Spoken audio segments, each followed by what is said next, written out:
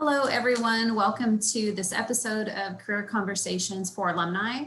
Today's topic is interviewing. My name is Amy Hicks, and I am your alumni career coach in the UNT Career Center. Today's guest is Margie Nelson. She is the Director of Talent Acquisition for Lincoln Property Company. She has a fantastic background. I'm extremely pleased she's here with us this evening. Thank you so much, Margie, for sharing with the UNT community.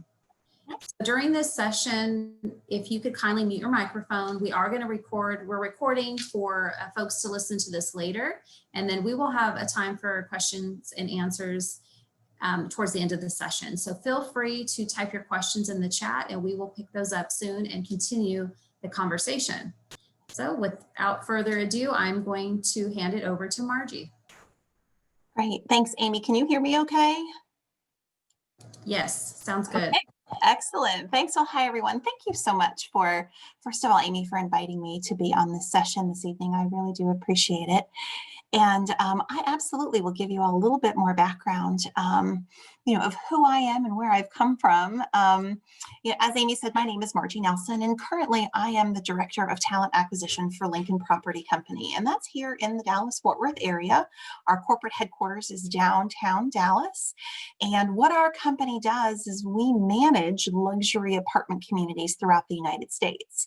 So we are the second largest management company, and my role we're the second largest management company in the nation. And my role is to ensure that we are effectively identifying top talent for our open positions. And my key focus is the central part of the country. So primarily, Dallas, Fort Worth, the entire state of Texas. I also help with Oklahoma, Colorado, as well as Arizona. So I have a pretty big area to cover on a day-to-day basis. My previous world, I have actually been in the recruiting space for, oh my goodness, a very long time. We'll just say 25 years or more. Previous to being in the industry that I'm in right now, I worked for the Walt Disney Company. And most recently, I was a college recruiter for that company. And I was with Disney, as I said, for about 24 years. So I'm dating myself completely here. But my primary responsibility there was when I joined the company, I was an operational leader. I was responsible for filling all of my positions in the resort that I worked in. I moved into training and development, industrial engineering, and then I was in casting and college recruiting for a really long time. So I've enjoyed, just every moment that I have been part of the recruiting world. And my passion in life is finding talent and talking to people and really understanding what they're passionate to do and helping to match them with that right type of position. So with that being said, our topic this evening is really just going over interviewing and really helping you all to understand maybe some of the changes, especially today in today's environment in regards to what different interviews will look like. And so I do want to preface and let you all know we will be sending out the deck that I am going over this evening. It's very quick. It only has 3 slides, but it does have some really great information that will help you all when it comes to future interviews that you're going through. So what I want to do is I'm going to go ahead and start, and we'll flip over to the first slide. And I want you to understand there's 3 different types of interviews that companies are using right now. The first interview that's very popular, and many of you probably have gone through some type of a preliminary telephone interview. And I want to make sure you all understand exactly what that phone interview would look like. So if you haven't been through a phone interview, this information could really be valuable to you to get you prepared to be successful. What I tell candidates typically is a phone interview usually lasts about 20 minutes. It's not really very long. It's just a quick opportunity for that recruiter or hiring manager to have a quick conversation with you to really understand if you're going to be a good fit, really for the company in general.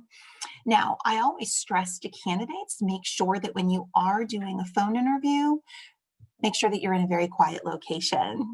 I have spoken to a class of Amy's in the past, and I've shared, some of my stories when I've conducted telephone interviews, specifically with either adult candidates or college student candidates. I can't begin to tell you how funny I have, or how many times I've had funny situations in regards to, I'll be chatting with a student and I'll realize they're in a drive-through, or they are at a fast food restaurant waiting in line trying to do a phone interview, or they might be in a noisy location. So I always tell folks, make sure that you are in a very quiet location where you can really pay good attention to that person that you're on the phone with. I also stress charge your phone. Make sure that you have a good connection, especially with cell service nowadays. Most everyone utilizes a cell phone to do an interview. So make sure that it's fully charged and that there's a good connection so that you don't have any interruption during that phone interview. I also stress to candidates, research the company that you're going to be interviewing with. I always find it very impressive that when I speak to a candidate to do a preliminary phone interview, that they share with me, I did a little bit of research about Lincoln Property Company, and I know they've been in business for over 55 years. That means a lot to me as a candidate. I'm looking for an established company. So that really speaks volumes to me as a recruiter, that they've gone a little out of their way to do some research on the company. Also, I recommend, research the recruiter you're going to speak with. LinkedIn is a great tool to go on, and you will have, the name of the person you're going to be meeting with. Go on LinkedIn and pull them up, and you can actually learn a little bit more about them. And that could be a good foot for you to ask a question of that recruiter, maybe about their previous background or how they've secured their current position at that company. So that always looks good if you spend a few moments doing some research on the company and or the recruiter. Now, also make sure that you understand the interest that you have in that position, because that will probably be the first question in a phone interview. That's usually what I ask as a recruiter. I say, tell me why you're interested in working for Lincoln Property Company. And you wouldn't believe how many times I've had candidates that have said, well, I don't really know too much about the company, but I saw this job, so I thought I'd apply to it. And that didn't really ring, positive in my eyes, I guess you could say. So I always stress to candidates, make sure that you are versed and you understand why you're interested in the position. I know Amy talks about giving those 30-second pitches about yourself, and this could be something that you really mention about, I'm interested in this position because my skill set would match the needs of what I researched it to be. So something like that. But I really always recommend that you be prepared to answer that type of question around your level of interest. You also need to be prepared to answer situational or behavioral questions. Things like, give me an example when you had to handle a difficult situation, maybe at work or in another scenario. Maybe it was a class project, something like that. And this will give the interviewer an opportunity to understand if you can maybe react to situations maybe that might be commonplace in their place of business. So really understand behavioral interviewing and understand that you might have to be asked about a situation and how you would handle that. That is a typical question that would be asked during a phone interview. And then really, you might be asked at the end to complete various behavioral assessments and maybe reference requests. So typically what I do when I'm recruiting a candidate and we've completed a phone interview is I let them know what the next steps are. I tell them, I'm interviewing multiple candidates. I'm going to send your information forward to the hiring leader to review, but also I'm going to send you a few links to your email to complete some assessments, and also I'm requesting your references. So be prepared at the end of a phone interview that you may be asked to do that. And again, typically that will last about 20 minutes, and this will give that interviewer or that hiring manager a really good opportunity to see if you are going to be really a good fit for the company as well as that position. So that's the first type of interview that you all will go through. Now, the second type of interview is, we're calling that the virtual interview. Those are very prevalent, especially in today's environment. A virtual interview, those are usually done through Zoom, potentially maybe Google Hangout. There's different platforms that different companies will utilize, but a virtual interview will be very similar to what we're doing right now. The candidate's on camera and the recruiter is on camera, and that would be a conversation. Typically, a virtual interview usually lasts between 30 and 45 minutes. It's usually the second step in the process. So there's usually a preliminary interview, which is that phone interview, and then the second interview is this virtual interview. I always tell candidates, you're going to be on camera, you will be seen, so dress professionally. I recommend, it doesn't have to necessarily be a suit and tie or a business suit, but it really does need to be something professional, something you would wear to a family event or a church service on Sunday. So make sure you do dress professionally, even if it is a virtual interview. Just like the phone interview, I recommend candidates be in a quiet location with good lighting. Prior to getting on this call tonight, I made sure all the lights were on in my room so the lighting would be good. That's really important in a virtual interview because the person who's hiring you wants to really see how you're able to communicate. And if you're sitting in a dark lit room, they can't see that. I stress to candidates as well, be prepared to speak in depth about your experience and how it relates to that open position. So I tell candidates, you might want to take a look at the job description that you apply to and maybe map out what skill sets you have that would match what the position is looking for. So you need to be prepared to do that. Some candidates I've spoken to don't take virtual interviews as serious as they should. They don't think it's going to be as in-depth, but our virtual interviews can be very specific and ask those very in-depth questions about experience. Also, you might be asked to answer some additional behavioral interviewing questions and maybe provide some relevant examples of something that you've done, whether it be in a past job or maybe a past volunteer experience or maybe even a class project. They might ask for some very detailed and relevant examples. So you would definitely want to make sure you come prepared to a virtual interview with that type of information. I recommend to candidates, sticky notes are great, especially if you're on a virtual interview. You can have some sticky notes, around the screen where you can glance to prompt yourself without that, that interviewer seeing you and you're not flipping through papers and feeling, uncomfortable. Those sticky notes are a great thing to have around your screen. And then finally, in regards to a virtual interview, feel free to ask at the end of that interview, what are the next steps going to look like in the selection process? I always like it when a candidate asks a question at the end, and that's always a great one. Can you tell me what the next steps are, or what the timeline looks like to fill this position, or how will I be notified if I'm moving forward in the process? Something like that. So those are really some details that I think could really help you in regards to what that virtual interview looks like. And I was mentioning to Amy before this call that virtual interviews are fairly new. Companies really just started doing virtual interviews really before the pandemic. They've been doing virtual interviews probably for about the last year, and I don't see them going away. Our company uses virtual interviews and they've proven to be very successful. And even post-pandemic, I think companies are going to continue to use virtual interviews specifically for those candidates that might have a long travel distance or might even live out of state. So virtual interviews are really going to be continuing on. So I think these tips might really help you in the future, especially with that next step in the process of a virtual interview. Now, the final interviews typically for a company are those in-person interviews.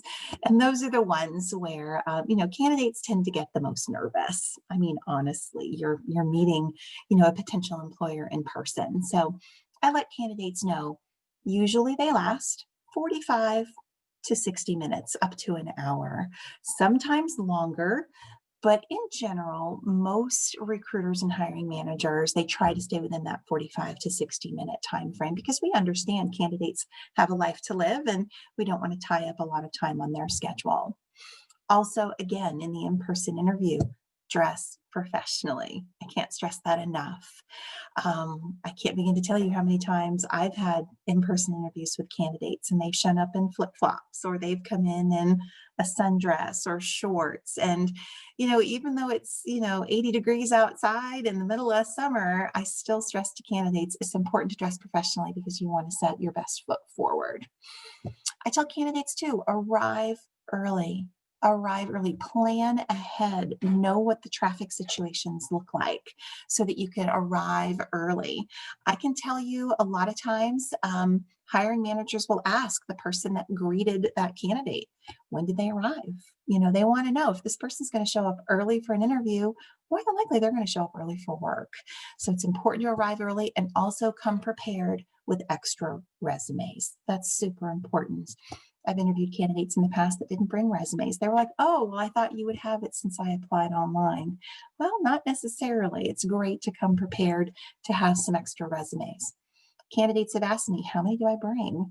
I usually say 5 to 10. You never know how many people you're going to meet with. And that gets down to my next bullet point. Be prepared to meet with multiple decision makers.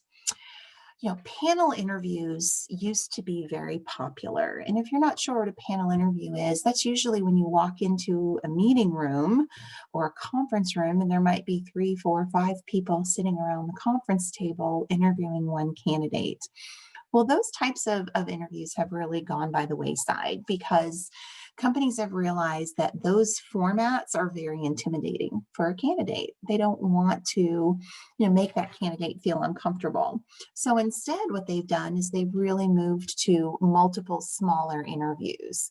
So it might be an interview, might be 20 minutes with one leader, it might be 20 minutes with another hiring leader, and it might be the final meeting with, the last decision maker. So be prepared with in-person interviews that you could probably be meeting with multiple people. And you might have to repeat yourself many times, but that's okay. But also recruiters are really great at providing different interview questions to different hiring leaders. So it can help to keep that interview process really fresh for the candidate.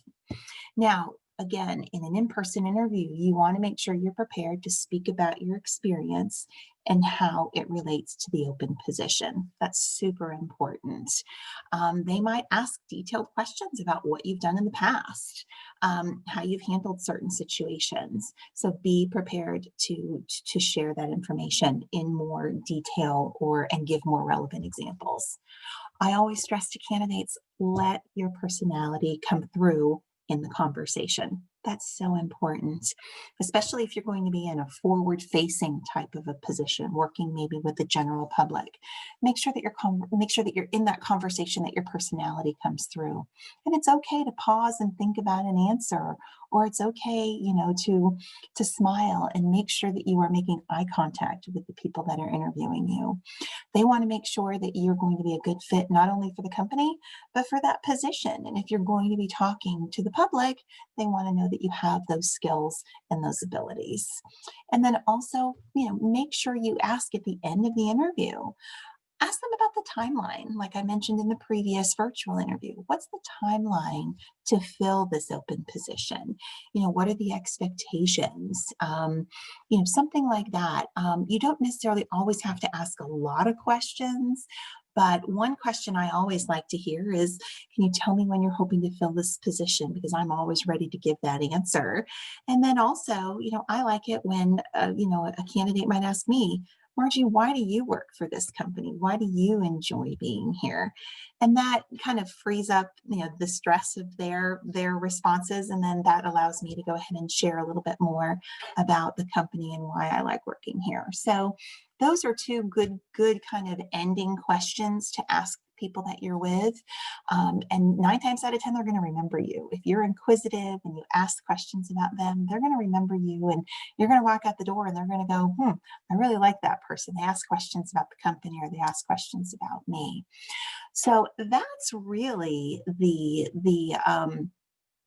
3 typical interviews, or the 3 typical interviews that candidates will go through. I did tell Amy prior to this call tonight that there is one other type of interview, and you also may go through it, and that's a recorded interview. And my company is actually piloting something like that, and it's a link that we would send to a candidate maybe after a phone interview, and they would be asked recorded questions, and then they would record their responses and send them back to the recruiter. So don't be surprised if you might have to go through a a recorded interview as well, but that would feel very similar to that virtual interview where you would be sitting in a well location, be asked questions, and then your responses would be recorded. So that's the presentation that I wanted to share with all of you this evening. And as I mentioned, this deck, I'm going to make sure that Amy has it and that she can send this out to all of you, because I really didn't want you all to feel like you had to take notes during this, but this information will be provided you after the call. Wonderful. Thank you very much, Margie. You can find additional interviewing resources and a full service virtual career center on our website, which is careercenter.unt.edu. You can schedule an individual coaching appointment and do a mock interview, and you can create a Handshake account, and that you can start by clicking on the Handshake logo in the upper right hand corner of our website. And there you can also create a profile, and you can subscribe to our newsletters and create more of a customized experience on our website. So we hope to hear from you soon. We love questions, and thank you for joining us.